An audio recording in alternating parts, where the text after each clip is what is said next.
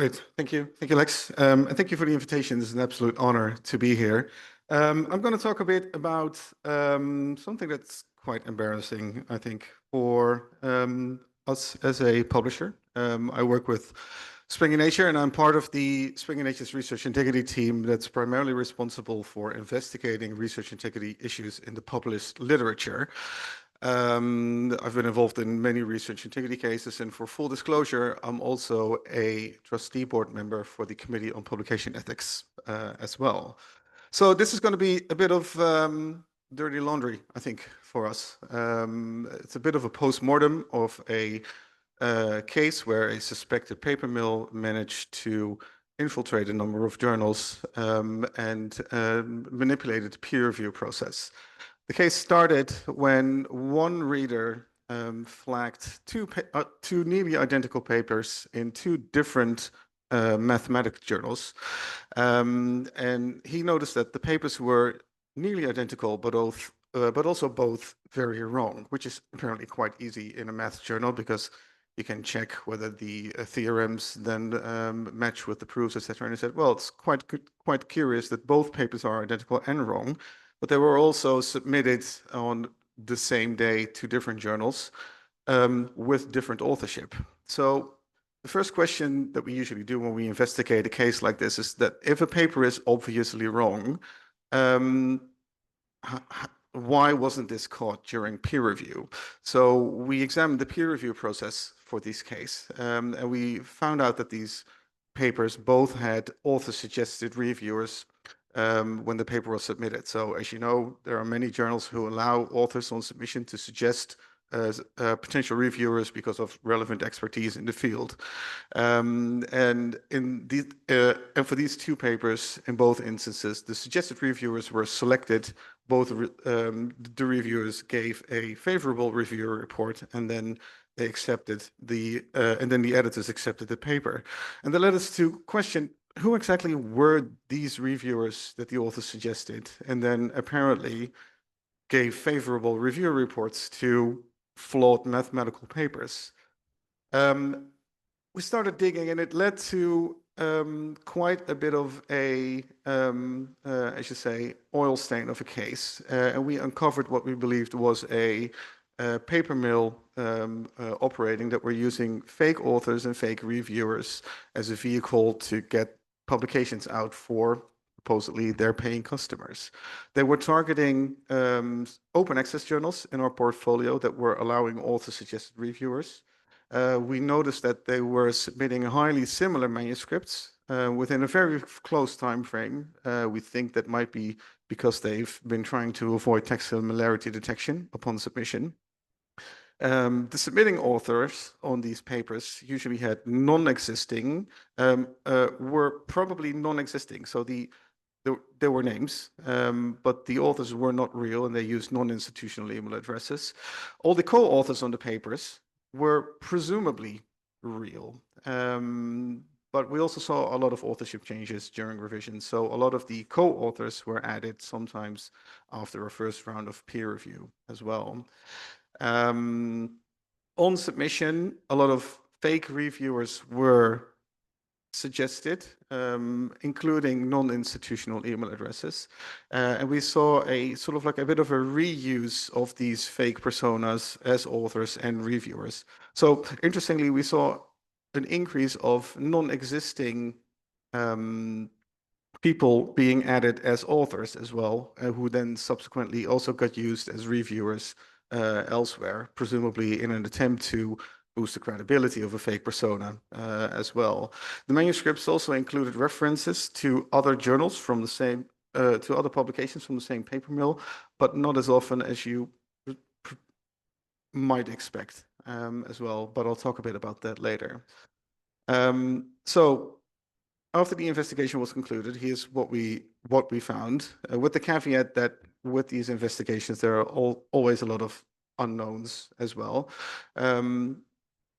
We have evidence to believe that there was a very specific single paper mill at work here. And I'll get a bit more to the evidence on that later in the presentation. We confirmed 26 fake personas involved that were both used as reviewers, and some of them also ended up as published authors as well. 13 of them ended up as published authors in the literature in these journals. Interestingly, the authors claimed real institutional affiliations with a wide geographical spread, so there didn't seem to be a clear pattern behind the institutions that these fake authors claimed as well. And we confirmed with all these institutions that they had no records of these individuals with these names being part of their staff at any point. There were 4 journals affected across Springer Nature. They were all open access math journals, and obviously all 4 journals allowed authors to suggest reviewers on submission. In total, we identified 55 published articles as a result of the paper mill, spanning from 2013 to 2022. So the early MO for this paper mill was trying to subvert the peer review process. So fake identities with a non-institutional email address, presumably controlled by the paper mill itself, to give favorable review reports to the products for their supposedly paying customers. We saw that a year after the first submission that we could identify, 2 fake personas ended up as a submitted reviewer. Thank you, Lex. Ended up as a author that ended up being in the published literature. And immediately after, the fake author ended up being in the published literature. Their use as a reviewer also increased because in the reviewer recommendations, there was a direct reference to the published record. So there was clearly sort of an attempt to boost the credibility there as well. Presumably real authors also continued to submit, but also suggesting these fake personas as well. So 13 fake personas ended up in the published literature. And it was sort of like quite a stark difference where fake personas were ended up being used way more as reviewers than non-published articles.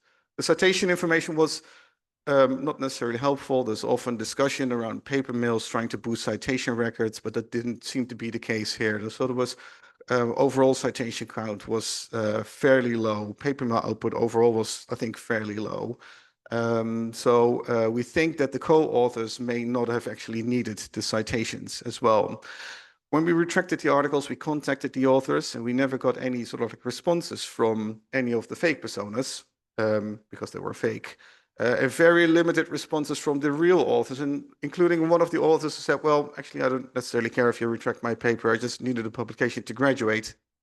I've left academia now, so do whatever it is you like. And lastly, I think, interestingly, the paper mill also fought back. So once we started retracting the first articles, we saw all the editorial manager records for these authors being changed as well. And email addresses of staff being involved in this case also got subjected to high volumes of spam. So there was a bit of retaliation going on as well. I would like to confirm here as well for the record that the editors-in-chief were highly collaborative. We did not find any evidence for the editors-in-chief actually being involved in this paper mill case as well. We have some lessons, but maybe there are also some questions about this case looking at the time. I think the obvious lesson is try and not rely solely on author-suggested reviewers. I know that editors sometimes like to use author-suggested reviewers, but I think you open yourself up for abuse.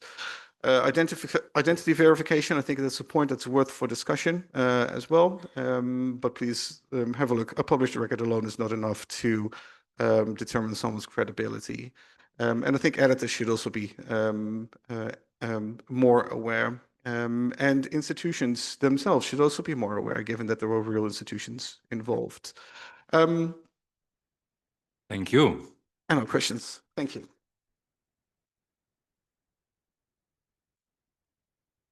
Thank you very much for this interesting case history.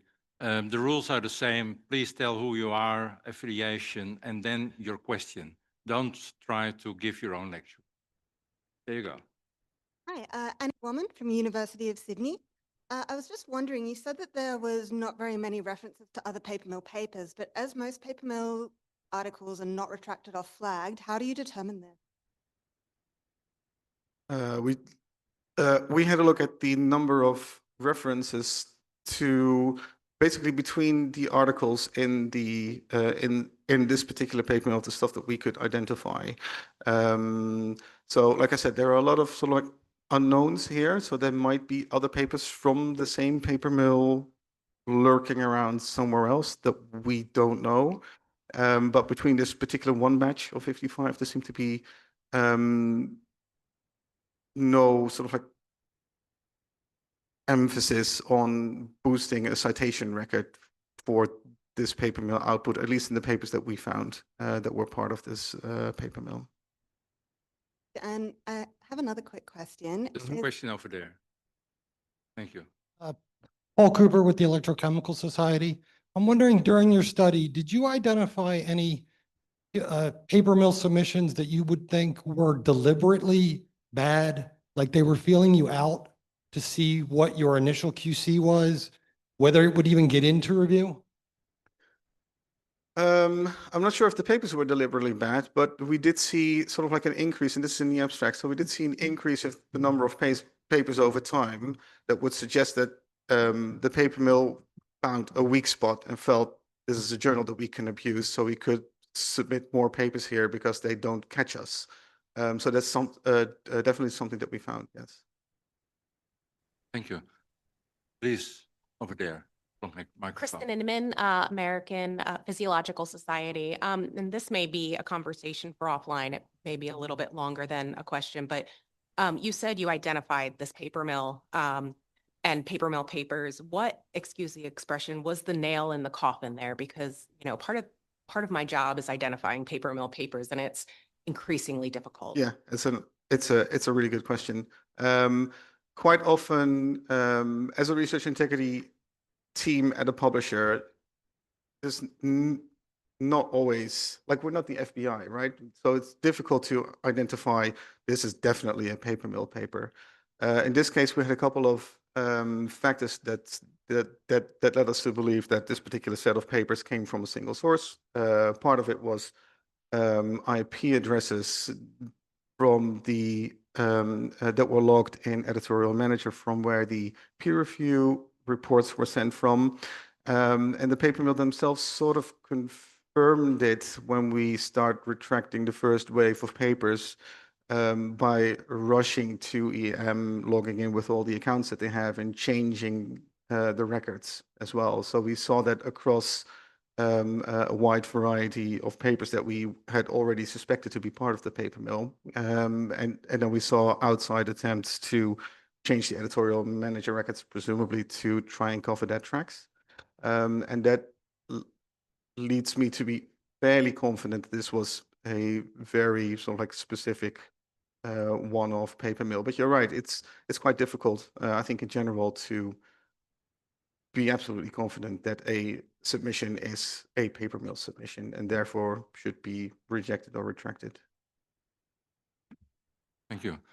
I was told that someone would monitor the online questions. Are there any online questions?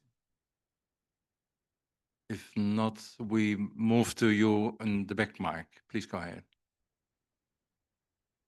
So may I speak? Sure.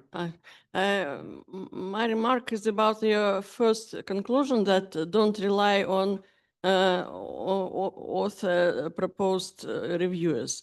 It seems actually so obvious that it's strange for me that it is still used. We fight it with this option in Russia for years. When some years ago it was in 70% of journals, they used also offered reviewers, and we won. Now they don't use it in Russia, and I see that still somebody uses it. Do you think it was not on purpose, just a mistake? Yeah, I mean, I wonder if it was like every time I talk to editors who manage Spring and Nature journals, I always try to convince them of not using author-suggested reviewers. I Myself, I'm sorry, I forgot to present myself. Larissa Melichova, Discernet, voluntary in the Internet Society. All right, thank you. That's okay. I get why editors would like authors to suggest reviewers because it makes their lives easier. But yes, it doesn't make any sense. But this was, I think, the first submissions came from quite a while ago, while there was a lot less awareness with editors around the dangers around paper mill and publication manipulation. I think that's changed now with the ever increasing attention to the threat of paper mills. So I'm quite convinced a lot of editors are way more paranoid now than they are, let's say, 10 years ago around this. But yes, I would convince editors to not use author-suggested reviews, or if you do open up your journal and you ask authors to suggest reviewers, don't have all of the reviews of this manuscript be author-suggested. Pick one author-suggested reviewers, but also pick at least one reviewer yourself. Thank you. No more questions. Then I can put the last questions myself to you, Tim. Yeah, sure. This morning in the first session, people said maybe we should check the identity of authors and reviewers a bit better. And then ORCID was mentioned and the disadvantages of that. What is your view? How can we check the identity of reviewers and authors? That's a good question. I often speak to editors who say, well, actually, we should make institutional email addresses mandatory because that at least gives you some indication that someone is really affiliated with an institution. I think 5 years ago would have been quite against it. There are good reasons why authors do not have institutional email addresses. We know that in certain countries, institutions don't have resources or the IT infrastructure to provide authors to provide institutional email addresses. We know that early career researchers don't like to use institutional email addresses because they move around a lot, and that's why they want to use their personal email addresses.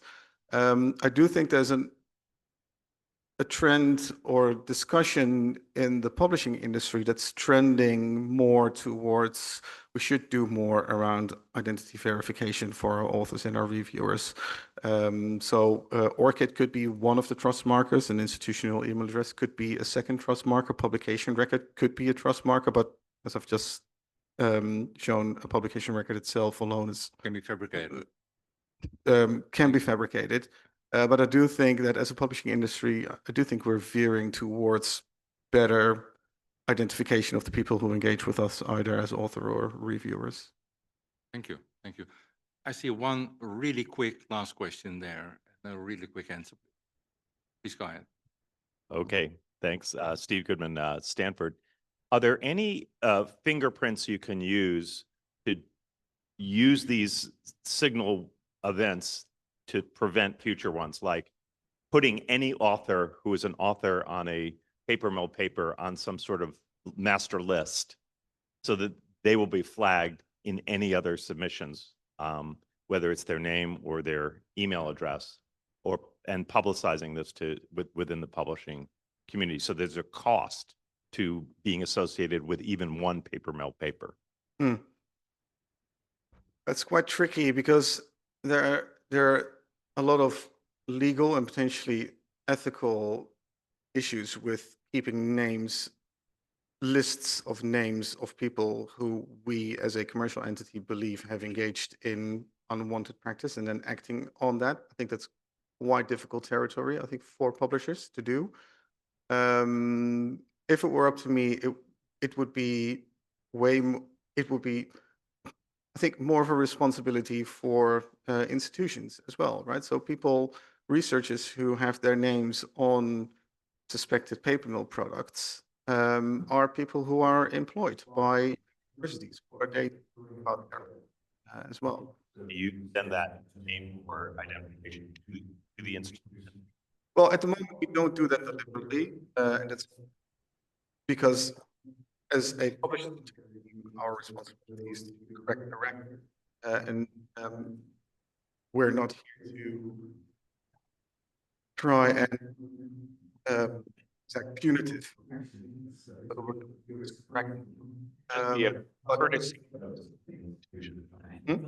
This is an interesting discussion, Yeah. and I really like it. Mm. Please end it. Yeah.